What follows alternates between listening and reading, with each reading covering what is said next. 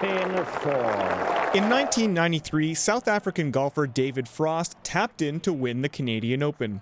He took home $180,000 and this soapstone polar bear carving.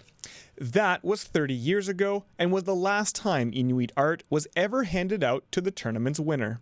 In 1971, tobacco company Du Maurier came on as the event's title sponsor, and right away it wanted to make a big splash with its own trophy for the winner. I can't think of any other trophy that exists today that is similar, is that the soapstone carving or the sculpture that sits on top of the base is what the champion would actually take home with them. Each piece was unique, a one of one, carved from the lands of Canada's Arctic.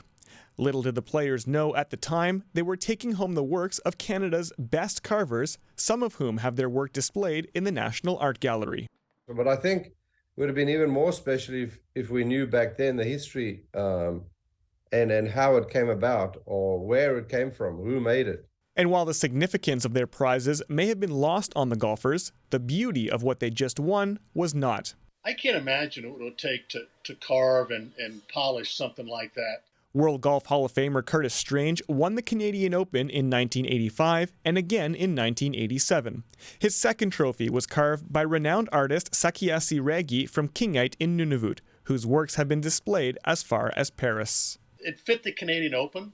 It fit north of the border for us, and I love it. I think it's spectacular, and it gets a lot of comments. I've got one of them in the house, and it gets a lot of comments every time somebody comes through. It really does. In 1989, the federal government banned tobacco advertisements in Canada, meaning Du Maurier could no longer be associated with the tournament, effectively ending the tradition of carvings being handed out to the winner. In 1994, the company pulled its support, but not before securing one final carving. That piece was never handed out to a winner and rests at the Canadian Golf Hall of Fame at Glen Abbey in Oakville, Ontario. Nick Murray, CBC News, Iqaluit.